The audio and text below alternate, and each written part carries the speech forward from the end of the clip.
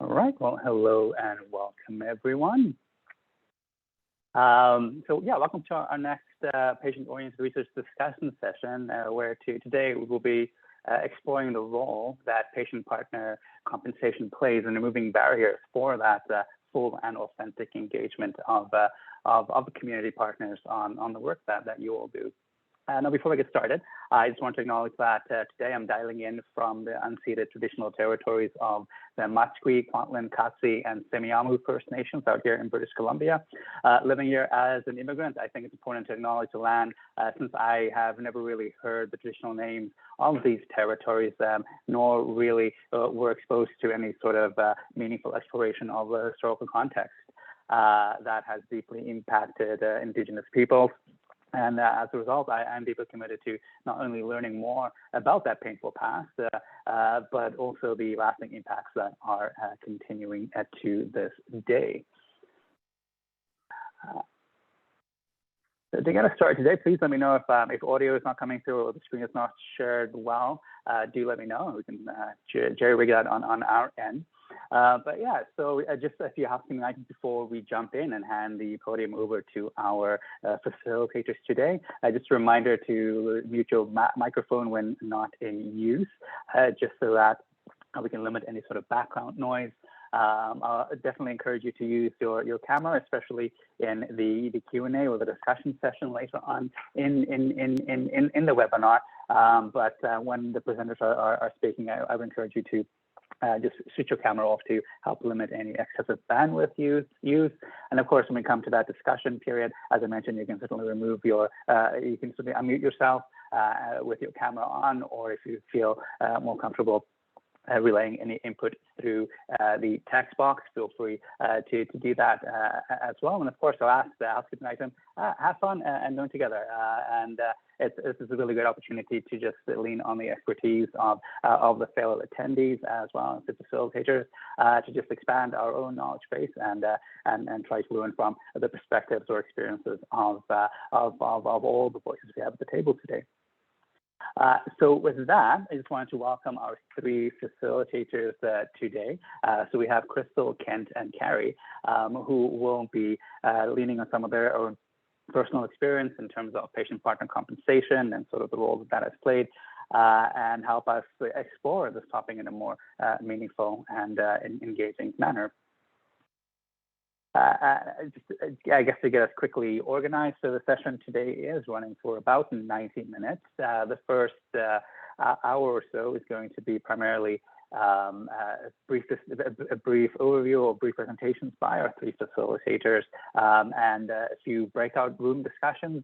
And then in that second half an hour, that final half an hour period, we'll have a large group discussion and open the floor up to any additional questions that you may have for the panelists. So in terms of the flow for today, Crystal will start us off with the why of patient-partner compensation. Kent will explore some of the inherent challenges that impact how that compensation is disbursed or shared. And then lastly, Carrie will share some of the practical considerations that we here at ChildRise have incorporated in terms of best practices and guidelines to guide our approach.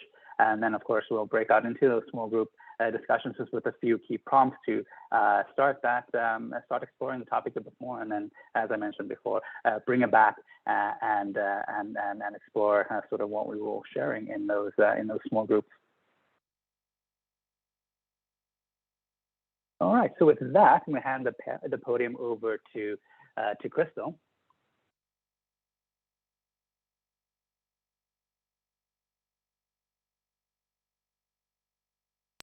You're on mute, Crystal. Yeah. Okay. See, this is what, can you hear me now? Yeah, you're coming through great. Thank you. Okay.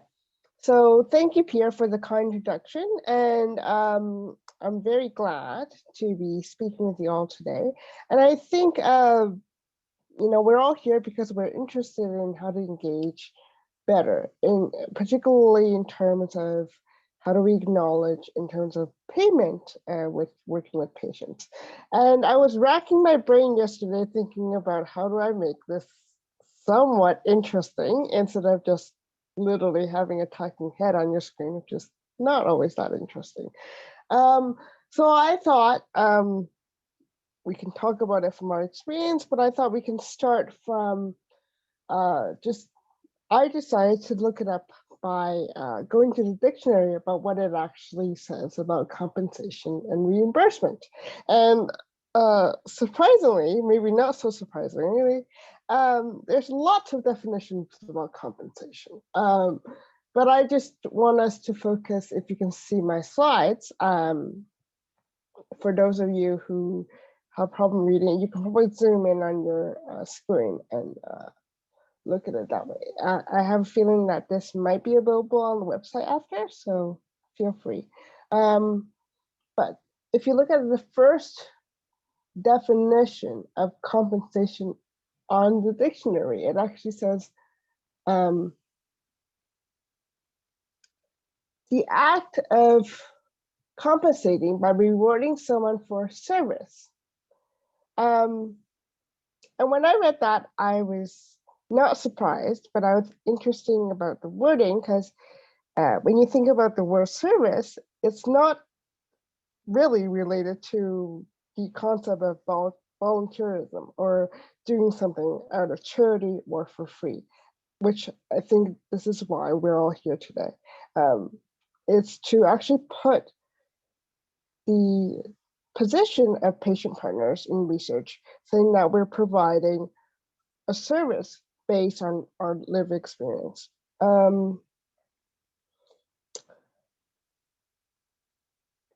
So, sorry, someone is trying to get into the room and it's distracting. So I thought that was interesting to say that patients as partners are providing a service towards the overall quality and outcomes of research that we participate on a regular basis. And this can also be just participatory research or patient partners where they are working with the team on a in-depth basis from hypothesis to dissemination. And then I want to just go into reimbursement because I think sometimes there's a little bit of a confusion about compensation and reimbursement. So compensation is actually paying someone for the service, and we can see it on the right side. Reimbursement is actually just reimbursing or repaying someone for expenses that they have already expensed themselves and or will be expensed. For example, transportation and or meal services and or other services such as childcare, attendant care, internet services. So anything that the person would be paying for out of their own pocket, and we pay them back, is not reimbursed. It's not compensation, it is reimbursement. And I think those two things are separate and should be processed as such. Next slide. Here. Okay. So again, we all want to ask why we're paying our patient partners, and what's the good rationale and what's the good reasoning behind it. And again, I thought it would be just an interesting way to sort of help us frame the conversation by going towards the dictionary, which everybody knows and is well acquainted with. So the first definition, and there's quite a few definitions, and I had to literally cut the partner definition short because there was about like 10, and I thought, well, if I put it all on there, it will not fit and people will not be able to see. But The first one is just a person who shares or is associated with another in or some endeavor or behavior. And I think, so again, a partner does not say that you're necessarily volunteering, but you are endeavoring or acting in some way in working with a team or a person. And then the second one, which I thought is the legal definition, which I thought was really, really interesting, is another or others as principal or contributing of a couple in a business or a joint venture. Now, I would not necessarily say that patient research engagement is necessarily a business, but I would definitely say that it's a joint venture, and therefore it has its risks and profits, just as it is stated in the size and definitions there.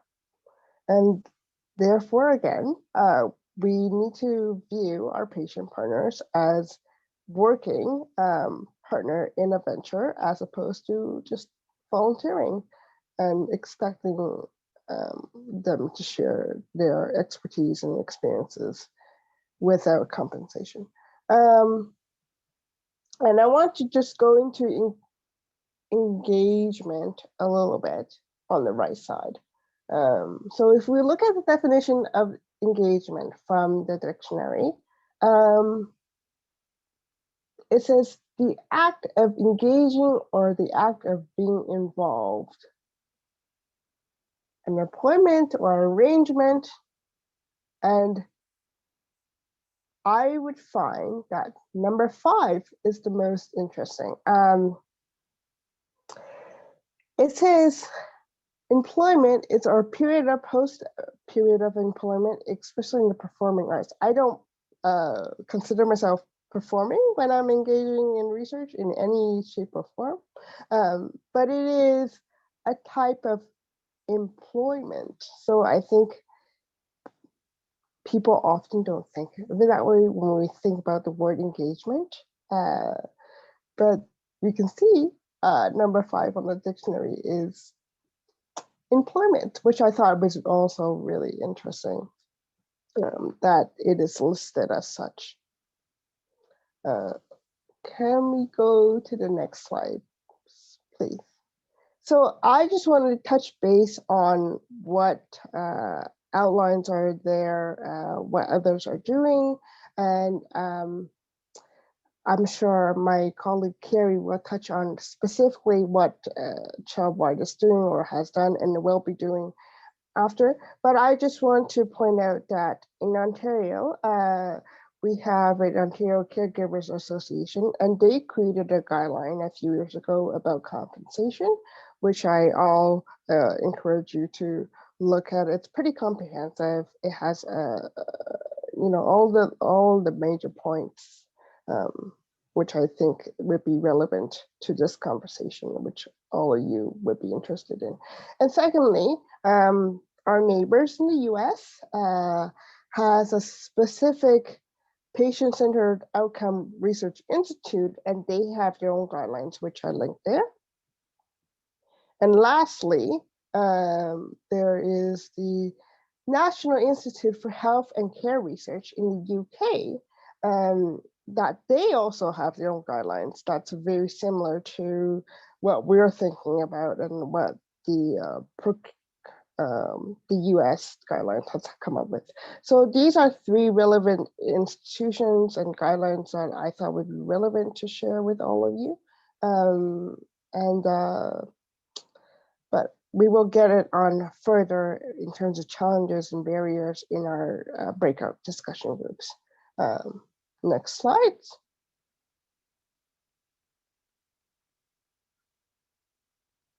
So one of the things that I think that is often talked about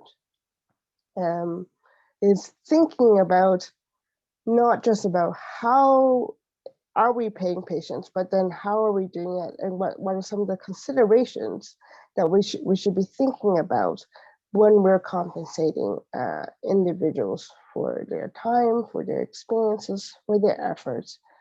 and for their presence. So I don't know how many of you are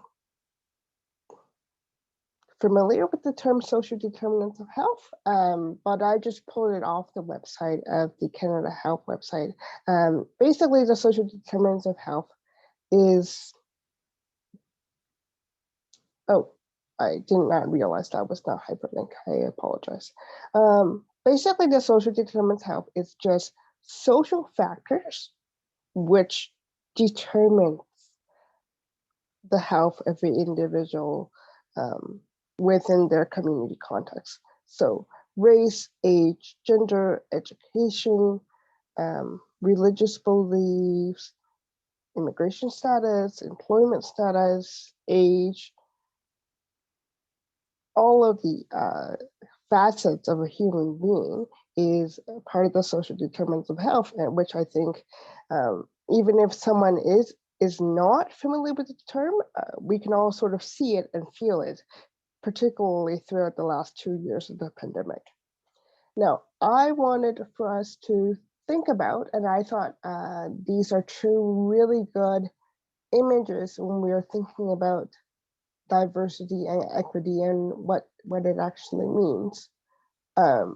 So if you look at the picture on your left, it says the first image is just to making sure that everybody's treated equally and everybody have the same amount of support. And the second image, and as you can see from the first image, even though everybody has the same amount of boxes, it doesn't mean that everyone can see over the fence.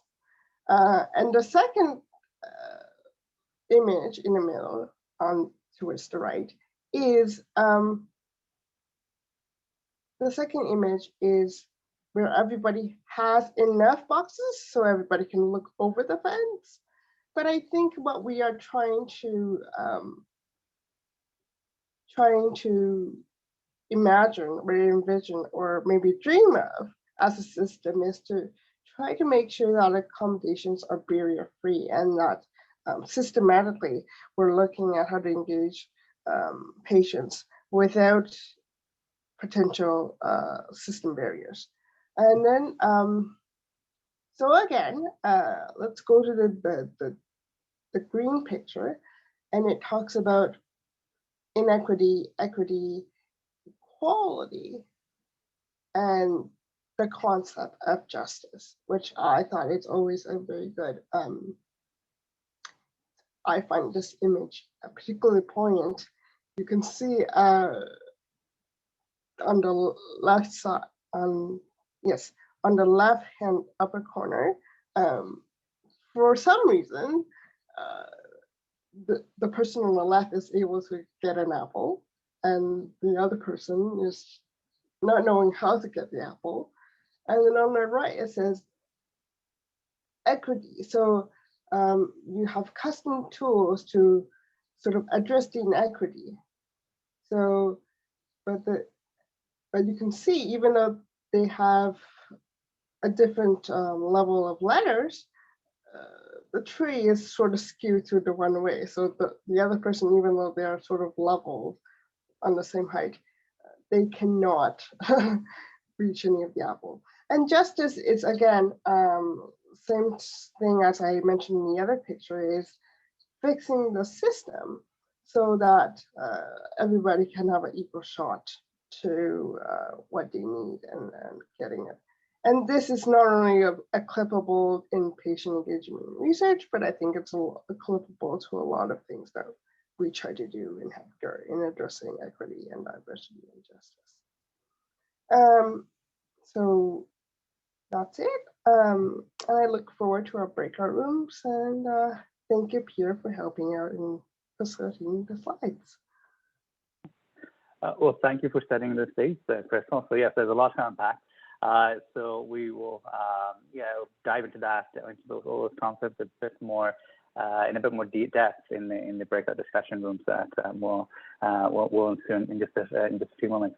But with that, we'll hand over the reins to Kent, So Kent, you're going to chat about some of the challenges that perhaps are inherent to providing compensation, whether that be institutional or what other barriers there are. So handing it over to you. Thanks, Pierre. And just considering Crystal's opening comments, I think in the interest of keeping us on schedule, I'm going to suggest that maybe we should go right to Carrie to talk about some of child rights approaches to the compensation issue. And then when we go into the breakout rooms, as has already been suggested, I think many of these issues will be able to be fleshed out, and we'll be able to bring back some of the things that I was going to talk about to the larger group at the end and open up the floor to the Q&A from the attendees. So with that, if I may produce on the fly for us, I think I'm going to throw it to you, Carrie, to talk about child rights ingenuity in addressing some of these issues. All right, thank you, Kent. But I do look forward to sort of what you're going to talk about, because I think there is a lot of challenges in this work. So Child Right has compensation guidelines. We're currently working on them because these are about 6 or 7 years old. They have been updated slightly, but we're sort of doing a bit of a rehaul to really try and figure this out now that we know a lot more. But I think the Child Right guidelines are very clear in a few things. And this is really, really important when you're working with patients.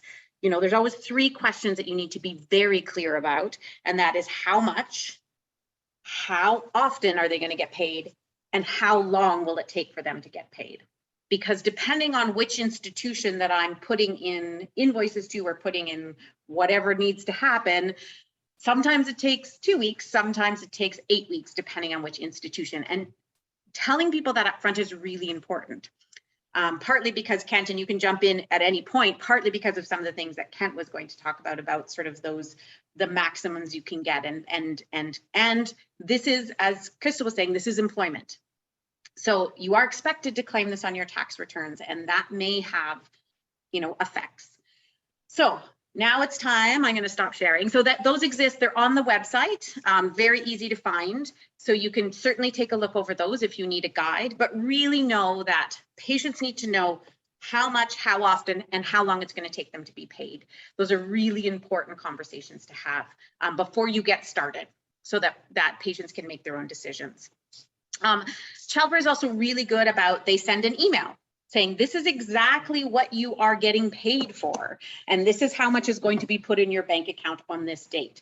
That's also really important and really helpful and really great. So you get that email, and then when it goes into your bank account, you go, okay, that's what that was for, and this is exactly what we have. And that's really great, because for Child Right, we're paid every 6 months, and sometimes I'm like, I don't remember what I did 4 months ago. So it's really nice to sort of be able to track it, and you can compare your notes to their notes. Really nice and clear.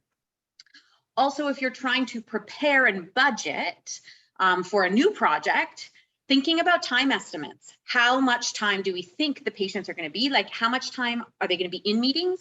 But also, how much time are they going to be doing a doodle poll, answering emails, looking over a document before a meeting, reading a research article that we send out because it applies? So sort of keeping all of those pieces in mind in your time estimates. And just really thinking about all of that stuff that encompasses being part of a research project. Okay, now I'm going to get everyone, get ready to put your hand up. So I want you to put your hand up if you've ever paid patients, like adults, parents, whoever. Put up your hand if you've ever paid patients. You can put your video on and actually put up your hand, or just throw your hand up from the reactions. Okay. Okay, so about 7 or 8. Okay. All right, thank you. Okay, how about put up your hand if you've ever paid youth, so like teenagers or like young adults. Okay, a few people, a few less. Okay, oh, about the same, not bad. Okay, how many of you have paid like a 7-year-old or an 8-year-old? So a few people. Because we're a child health organization, these are some of the ethical questions we come up against. Is, should you be paying an 8-year-old the same amount you're paying a parent, the same amount you're paying a 16-year-old? Where are those cutoffs, and what does that mean? And so really thinking about it and considering it. And if you are paying a 7-year-old to do the work, for example, my 14-year-old's been involved in some projects and she now thinks $25 an hour is a normal wage. So like when she goes to apply at Tim Hortons and gets $12 an hour, like what does that mean for her? And she's like, but I get 25 bucks an hour doing this other job. So like there are some ethical things to really think about. There's some consequences to what we do in these kids' lives, and making it clear to them that this is not probably what you're going to get at Tim Hortons on your first job. That's a different thing. But also that those 7-year-olds, and how do we meaningfully compensate a 7-year-old? Is it, you know, is it a gift card? Are we paying the parents? If we're paying the parents, that means that's going under their social insurance number, which means that they have to claim that on their taxes. And what are the tax implications of that? So these circles get really wide. And that's why communication in paying patients is so important, because you don't know what those implications are going to mean for that family. Sometimes paying a parent is better because that means they can put food on a table. Maybe that is more meaningful for the family, but really figuring out what are the meaningful ways to compensate. Also, if you're bringing in a 7-year-old, is the parent coming with them? Or at least they're probably driving them. So you might have to reimburse the parent for some things, and you're compensating that 7-year-old. Or if the parent is there for the whole thing and helping and supporting that 7-year-old in the research, do you need to pay both? So really thinking about all those different layers, especially in child health, and how it complicates things. So, and you know, the question of paying people differently is a tricky one, and I think we'll get into that probably more in the breakout sessions. But I sort of did want to talk about sort of the very specific child health implications of paying patients and what that means, and who can. You know, when we talked to the youth about this, they were really clear on payment for the same work. So you get paid the same for the same work. And so then it's very much about how do you work with a 7-year-old, or what work can a 7-year-old do versus what work a 16-year-old can do versus what work a parent can do. And that was really how they framed it, which was an interesting way to look at it. So I won't go into anything else too much, because I think we do want to have time for the breakout and do want to have time for the questions at the end. But there is lots of ethical waiting around that both Childbird is trying to do with their updated guidelines, but also just in thinking about how to pay patients in general and why it's so important. I did want to add one thing onto Crystal's compensation versus reimbursement, and that is recognition. And recognition is not the same as compensation or reimbursement. And that recognition, just remember that a lot of people are like, well, you're going to get to be on a research article and that's your compensation for, your name will be on a research article. That is your compensation for reading over the article or writing a section or whatever it is. But for patient partners, that is not always a career advancer. In many cases, it isn't. So is that actually any sort of, it's recognition, but if you're not paying them for the work, they're not being compensated, because for most people, research articles are part of their job. It's part of advancement in their career. That is not the case for most patients. Most patients are involved in a project because they're passionate about it, they love it, not because they're trying to get a career in research. All right, Kent, did you want to add anything in before we go back? Before we go into our breakout rooms? Actually, it's Crystal. Oh. Yeah, Crystal and then Kent. And I do. So I think there's a lot to be said about, and you're right, about recognition and what it means, particularly for minors, as well as being on disability and what it means. I know for a fact that in the UK, their federal government has a rule for people who are engaged in health research. The social assistants are not allowed to clog that. So if someone it's in the UK and they're in a research meeting or participating in a research and they get paid $500. That $500 is not counted towards their social services income. They have a agreement between social services and health services that if they were to engage patients and they pay the patients, they are not allowed to count that and claw that back. So it's something to think about as we move forward in our sort of disability reform across the country and other things.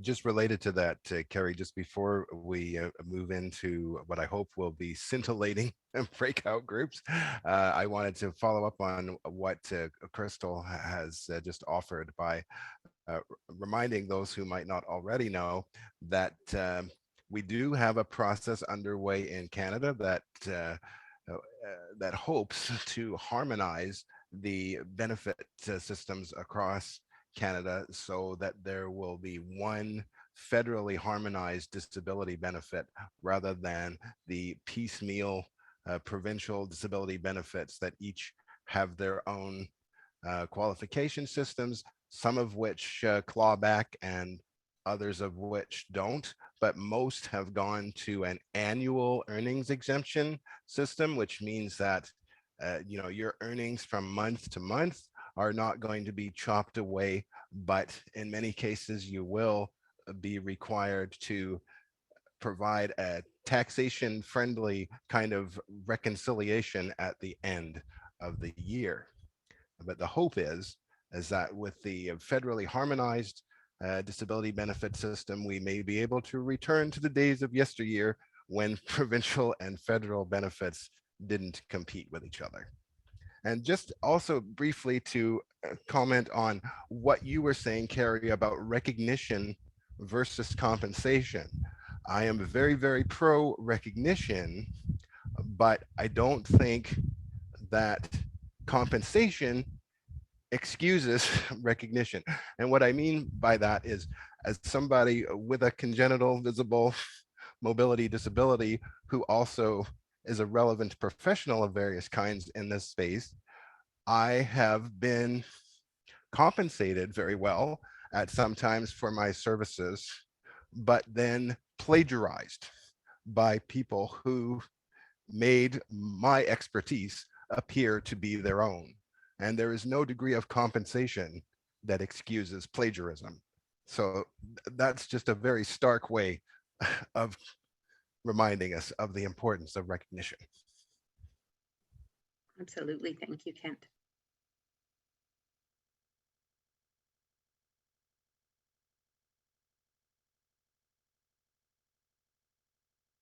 All right. Well, thank you, Carrie, Kent, and Crystal.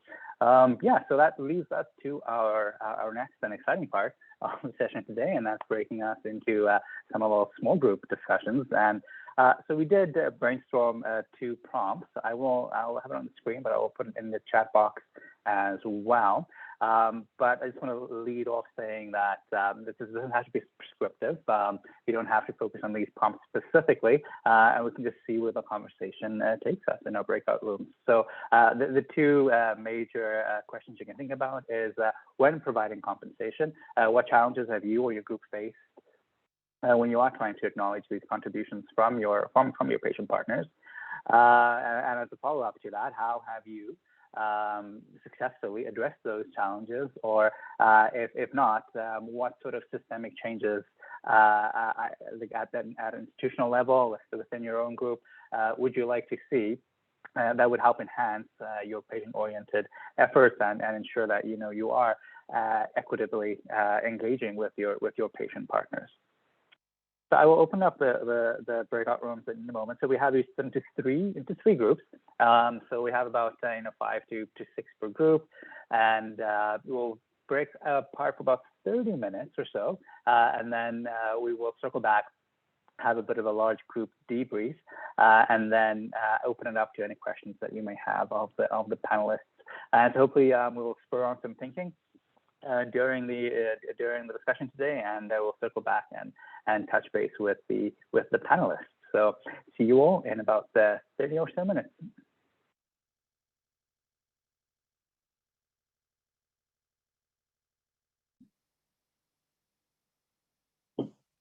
Welcome back again.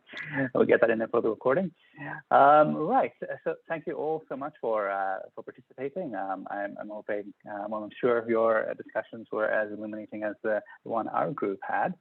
So yeah. So right now we're just going to open it up, and I guess we'll check in with all the groups, and we will sort of get a bit of a quick, I guess, summary of what you all had discussed, and maybe I can kick us off on our group with Crystal, Marie, Hannah, and Jacqueline. And I mean, some of the major challenges we explored and seemed to be quite common among us all was just the administrative aspect of providing compensation. And I mean, there's typically litany of paperwork involved that needs to be processed, and you need to, each institution is different, so you need to make sure you meet all their criteria. And especially if this is a burden that falls on the patient partner, that is somewhat of a challenge, right? Because you're expecting them to put in more time for the the funds that they are, or the recognition that they are expecting, so it takes longer to get out to them. But some of the other challenges that came up as well was just that sort of a critical pre-grant period. When you are working on your submission, you're getting your grant application together, you're working with your patient partners to develop a question. At that point, most of the time you aren't providing any form of compensation. You're working it into the budget. So if your grant does end up being successful, you will compensate them from that set of funds. But that is a large gap that I think we all do face, and it will be. I think it's critical for us to try and address that in some meaningful way to involve patient partners and compensate them from the start as you are developing that research question. And I think one other element that came up as well that I thought was quite a great topic to discuss was just sort of what fair compensations were. So yes, Carrie had shared that we had ShopRite have some of these guidelines, but where do these numbers really come from? Do those numbers apply to everyone? And how can we sort of address that in a more meaningful way and sort of meet patient partners where they are? So taking into account, whether they are in a high cost of living city or area, or if they would require, in addition to them sort of participating as a patient partner, would you need to at the same time provide some sort of reimbursement for any sort of childcare that promotes their involvement?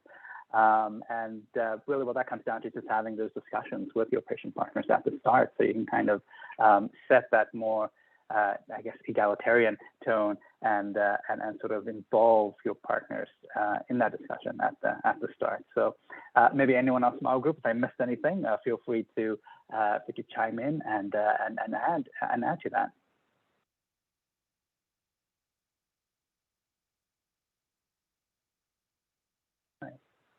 All right, I captured it perfectly. So how about Carrie and Kent's group? What sort of things are you all exploring? Yeah, I can go next. So yeah, really interesting. We tried to talk mostly about solutions. And some of that, of course, brings up what are the issues that we're facing. Timelines of paying people are, of course, really an issue. And sustainable options and funding, we talked about a lot, is how do you sort of get the funding to pay people on an ongoing basis?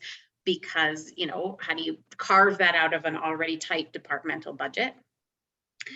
We did talk a little bit about whether offering an honorarium was or was not useful in finding partners, and we had people who had different experiences. Some did not find it a difference if it was volunteer or if it was paid, and others did.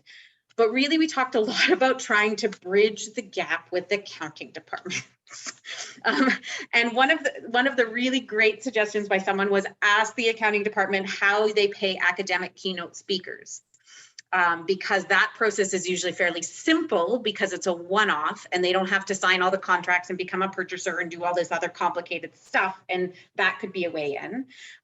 We talked a lot about pushing your accounting department, finding bridges, finding ways to do it, because some people pay by check, some people pay by e-transfer, and how all of that can work. And then we talked about how there were people in our group who their youth are mostly volunteer unless they do above and beyond what is part of their normal sort of volunteer duties. So yeah, so that's sort of a lot of the different pieces that we talked about. Did I miss anything? No, I think that was a great summary, Carrie.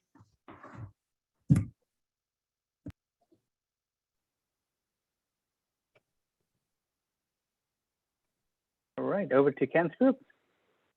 Yeah, well, we had a deeply robust discussion that ran up against the clock, as these discussions often do.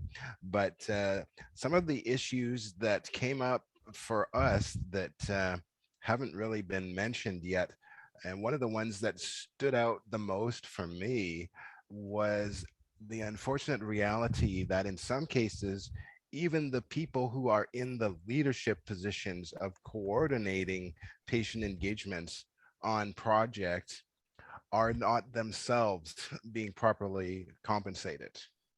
Even though it seems that reimbursement of expenses has been reliably provided, as we've addressed, compensation for time and professional skill is its own separate issue.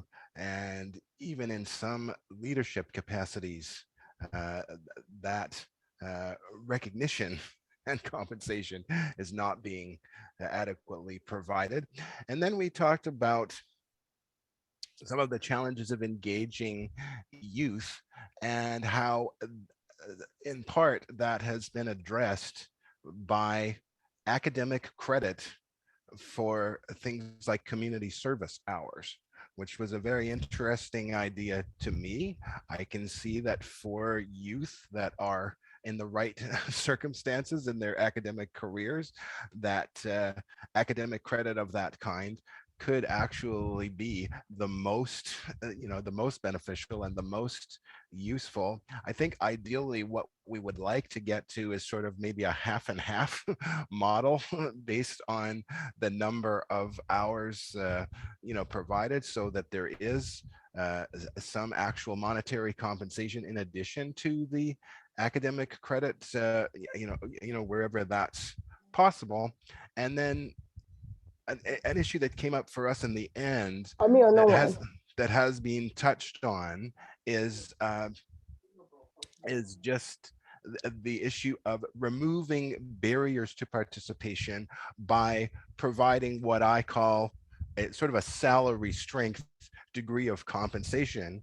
And a salary strength Starbucks card is not always what you want. So I think there has to be a meaningful and practically implementable means of compensating for transportation, compensating for childcare, all of those kinds of things that can be, barriers to participation. And often those expenses should be able, ideally, to be paid upfront, because not everybody has the capacity to make an initial payment for whatever enables them to participate and then wait for a reimbursement.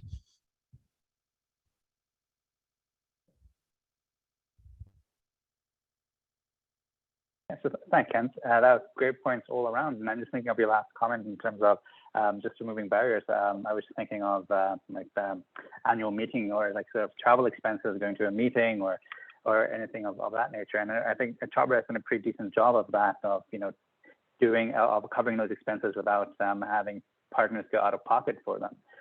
But I think it would be really important to try and address some of those other challenges.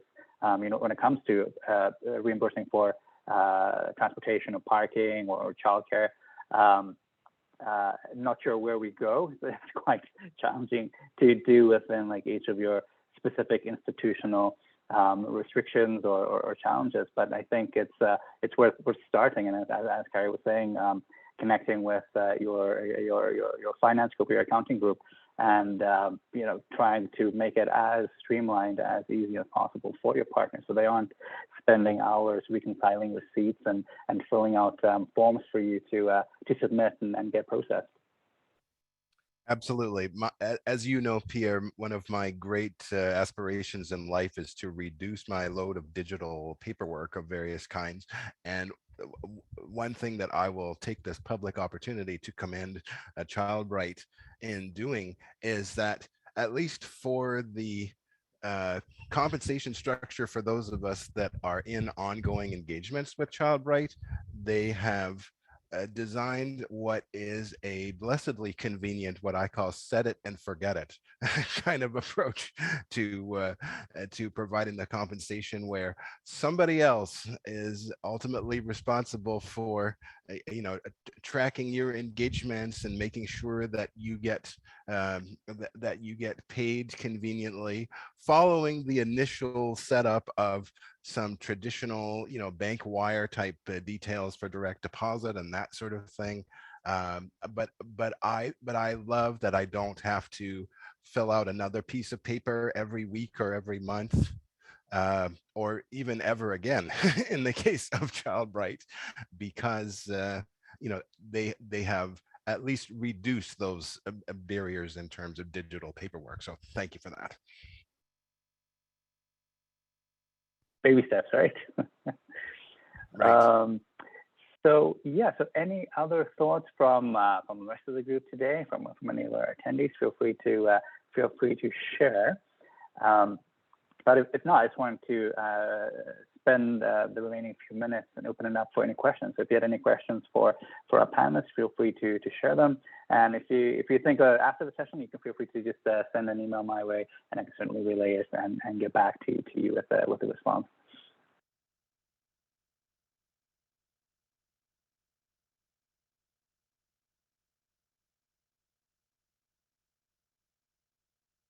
I'm not seeing any hands go up.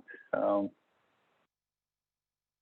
yes, once again, just thank Crystal, Carrie, and Ken for facilitating this discussion today. I know there's a lot to unpack there, and we'll be sure to send any of the links to you, as well as the recording shortly after the session. And yeah, I hope it was illuminating for you, as I certainly did identify some of the barriers that I know I haven't really thought about as we provide compensation within Child Right or within the training program specifically. So looking forward to adapting sort of how we do things there, but hope that all of you can take a few nuggets away from the session today and think about how you can implement some of these changes at your institution, so that you can streamline the process a bit more and work towards that more engaging or that more authentic engagement of patient partners, where they do feel valued, and the sort of compensation that you do provide reflects that value. So before we end off, I just wanted to share a quick. I'll send you the link as well in the follow-up email. But I just wanted to reach out with our feedback survey. So if you have any comments of today's session or any specific topics that are burning away on your end, feel free to share that with us, and we can work that into our next set of offerings. We have a few upcoming sessions sort of in the planning phases right now, so stay tuned. The next one should be in September, and we have been developing a few down the road as well. So yeah, feel free to get your thoughts in there. We'll be happy to get it into our next set of sessions. So with that, thank you so much for sticking with us to the end, and I hope you enjoy the rest of your day.